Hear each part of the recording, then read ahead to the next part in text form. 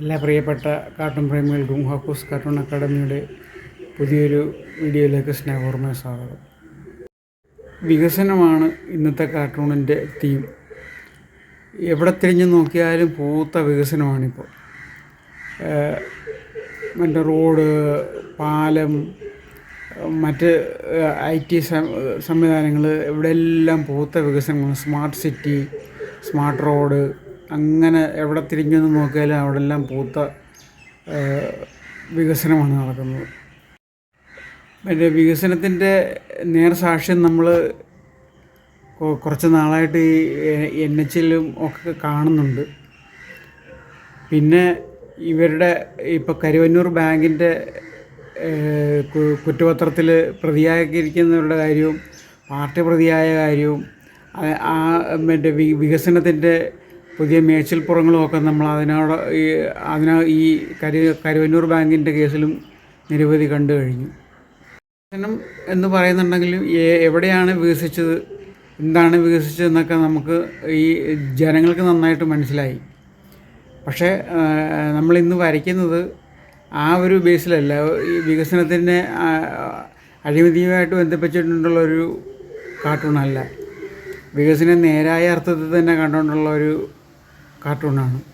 അതായത് ഈ വികസനത്തിനെ പറ്റി ഇവർക്കിപ്പം ബോധം ഉണ്ടായത് ഈ ഇലക്ഷൻ ഒരു വർഷം ബാക്കി നിൽക്കുമ്പോഴാണ്. ജനം പോളിംഗ് ബൂത്തിലേക്ക് വോട്ട് ചെയ്യാനായിട്ട് വരുമ്പോഴാണ് ഇവർക്ക് വികസനം വേണമെന്ന് തോന്നിയത്.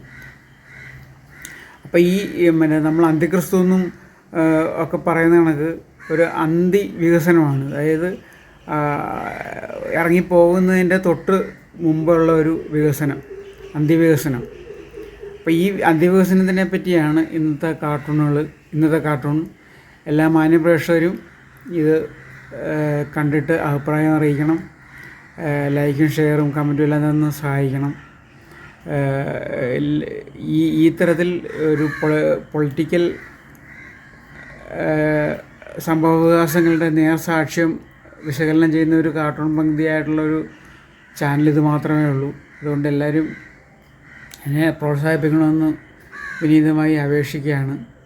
ഞാൻ ഈയിടെ ഇതിൻ്റെ ഈ കാർട്ടൂൺ അക്കാഡമിയുടെ ഒരു പോസ്റ്റ് ഫേസ്ബുക്കിൽ ഇട്ടപ്പോഴത്തേക്കും ഒരു കമ്മിക്കുഞ്ഞ് വന്ന് ചോദിക്കുന്നുണ്ടായിരുന്നു, നിൻ്റെ എന്ത് കാർട്ടൂൺ ചെയ്യാനുള്ളടാ, ഇത് കാർട്ടൂൺ ആണോടാ?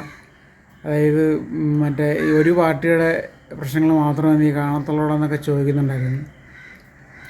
പക്ഷേ ഭരിക്കുന്ന പാർട്ടി ഏതാണെങ്കിലും ഭരിക്കുന്ന പാർട്ടിയുടെ അഴിമതി അല്ലെങ്കിൽ ഭരിക്കുന്ന പാർട്ടിയുടെ പ്രവൃത്തികളാണ് ജനങ്ങളുടെ മുമ്പിൽ കൂടുതൽ വരുന്നത്. അതനുസരിച്ച് അവരെ കൂടുതൽ ക്രിട്ടിസൈസ് ചെയ്യുകയും ചെയ്യും. അത് ഒരു പുതിയ കാര്യമല്ല.